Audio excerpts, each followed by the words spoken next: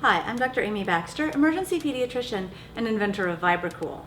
Here's how to use your VibraCool extended.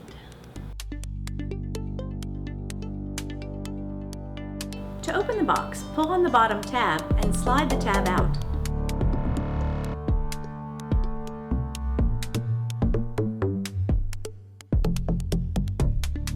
Each box comes with an ice pack, a strap, the vibration unit with batteries included, and instructions.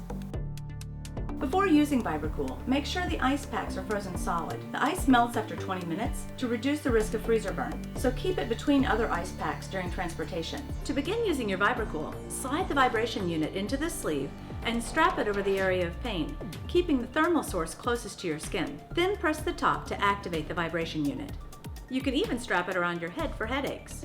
The VibraCool unit has a 20-hour battery life.